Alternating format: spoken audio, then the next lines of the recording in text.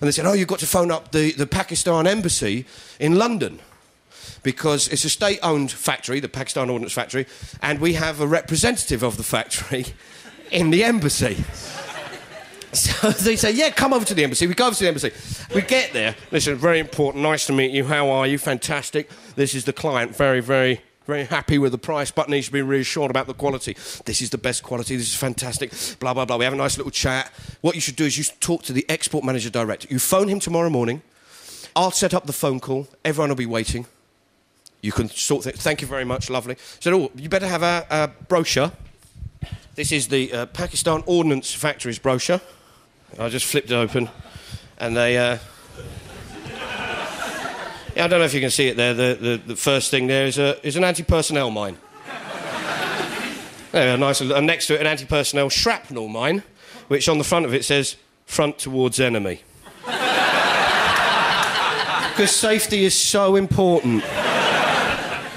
We phone up the Pakistan Ordnance Factory, and I start having a chat, and this guy is really nice on the other end. They said, now listen, what are the questions? I said, first of all, the client, very impressed with the price. Oh, good.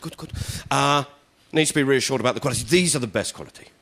These are made under license from Heckler & Koch. What about upgrades? Yes, we get upgrades. I don't have to go to Heckler & Koch. I can come to you. Yes, you can come to us. That's brilliant, because it's not just a historic license. It's ongoing, because they're doing the upgrades, and it means they're getting them over into POV, and bang, there's a current business relationship. So he starts having a chat, and he said, now, they're going to Zimbabwe. Yes. I said, no, there's going to be no problem. He said, no. I said, are you sure? He said, yes, we have to get approval at the ministry, but that's not a problem. I said, is it going to be a problem? He said, no, just a formality, just go through, don't worry. I said, are you sure? Yes. He said, now listen, these guns you're selling, they're not going to rebels, are they? Now, there aren't any rebels in Zimbabwe, there's just a terror state. But I said, no. They're going to... This is military, this is state security. These people we're selling the guns to are very close to Robert Mugabe himself. Oh, good. You have to be careful who you sell to. I kid you not. So I'm like... And he said... And it was great. He said, now, if you sell over a certain amount, you've got a small amount here, 225. He said, if you sell over, say, 1,000 MP5s, you know, we could actually include a free gift. Of a free holding bag made of fiberglass worth $82 free for every gun. And they sound just like, ah! And then he said he was lovely, we were just chatting away. And he said, now you mustn't put too much markup on, will you? You're going to put a markup on these guns. You're not to put too much on because then that will ruin it.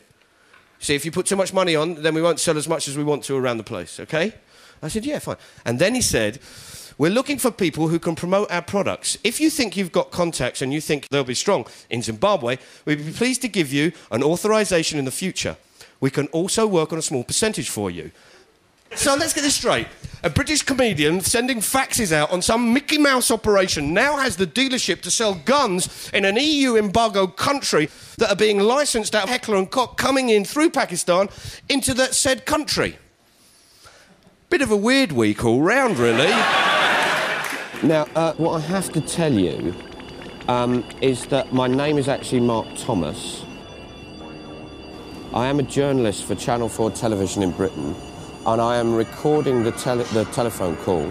I'm on the back of a truck, and I'm looking at the Pakistan embassy as we speak here. You said you were happy to sell guns to Zimbabwe, and happy that the guns went to sources close to Robert Mugabe.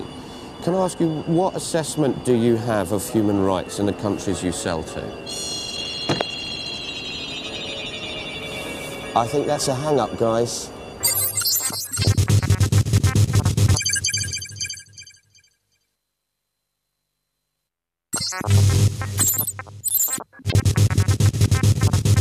Meanwhile, we get back to the office and this email has come through. And we're like, hello, what's this?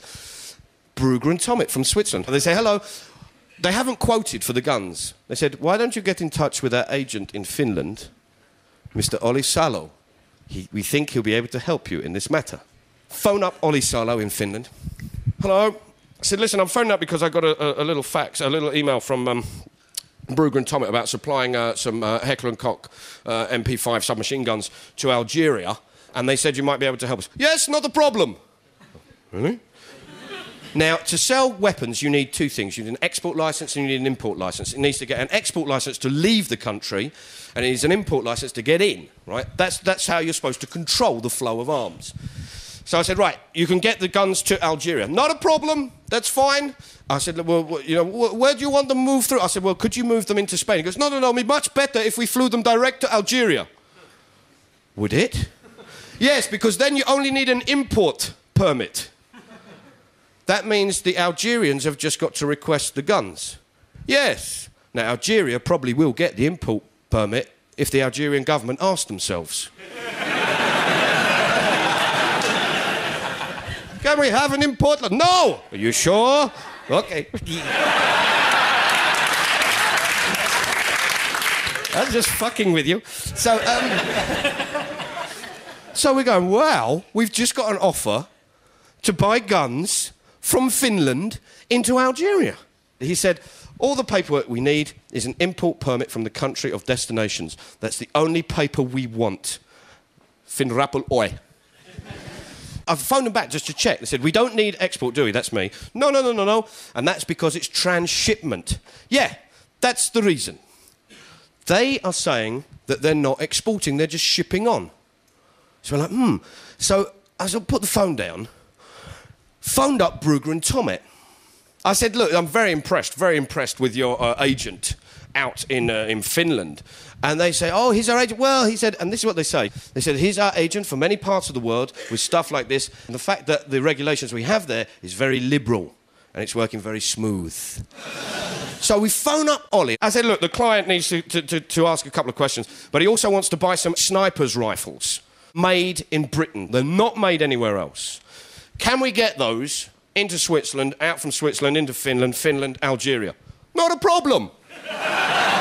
So we've now got licensed production stuff coming out of Germany, into Switzerland, Finland, going out to Algeria, and we've got stuff from Britain coming through. So I said, OK, now, I need to know, Ollie, can you just sort of talk me through some of the stuff here? I'm not sure about the status of how it works. And can you put up Ollie's stuff? He says, it has to come from outside the European Union. If it comes from Germany, we need an export licence, but when it comes from outside, it doesn't. That's the trick. Switzerland, obviously, isn't in the European Union. The parts leave Germany under export licence, where it's assembled in Switzerland, and then they export it to Finland. We said, do we deal with Brugger and Tomet? They said, no. Officially, we are the only ones dealing with you because, obviously, it can't be sold if Switzerland is involved in any way regarding you. He says, the Swiss end doesn't know anything about this deal